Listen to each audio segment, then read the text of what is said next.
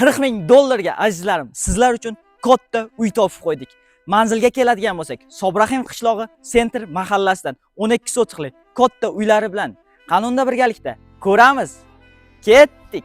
Bismillah. Mana azizlarim, xonadonimizga kirganimizda ko'rib turibsiz, remontlari yaxshi holatda, uzun darvozaxona qilib, chiroyli holatda remontlarni qilib qo'ygan, oyoqdagida yaxshi holatda burchakchalarni terib qo'ygan.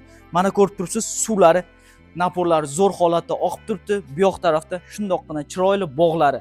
Aytganimizdek 12 sotixli bemalol mevali daraxtlarni yaxshi chiroyli holatda ekib qo'ygan. Mana ko'rib turibsiz, yong'oqlari sop yaxshi hosil berib turibdi. Bu yoqda quduqlar qazdirib qo'yilgan, ikkitalab nasos tashab qo'yilgan. Bemalol огородlarni sug'arishga bemalol. Bu yoq tarafimiz 12 sotix.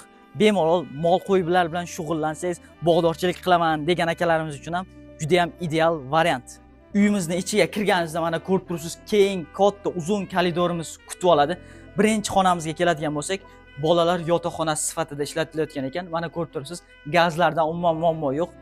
Gazlarni kirgizib qo'ygan. Ikkinchi xonaga keladigan bo'lsak, kattalar spalnisi, mana shu ko'rib turgan hamma mebel texnikalaringiz tashlab ketiladi. Undan o'tganimizda zal qismiga kelamiz. Zalimiz ham bu qishloq sharoiti uchun juda ham zo'r holatda remontlar qilib qo'yilgan. Undan o'tganimizda bu yoqda oshxona qismimiz uyning ichida yaxshi holatda mana ko'rib turibsiz, bemalol foydalansangiz bo'ladi. Oshxonamizning yonida yana bitta bemalol choy ichib o'tiradigan xonacha qilib qo'yilgan ekan. Mana azizlarim, xonadonimizni ko'rib chiqdik. Bitta oila kelib maza qilib yashaydigan holatda. Bu uyimizga egalari 40 ming narx so'rashyapti. Biz nomimizdan chiqsalaring yana kelishtirib beradigan joylari bor. Pastda raqamlar qoldiramiz. To'liqroq ma'lumot olish uchun aloqaga chiqsalaringiz bo'ladi. Sobrahim qishlog'idan uy qidirib bergan tanishlarga bu videoni yuborib qo'yamiz. Bizga obuna bo'lishni unutmang.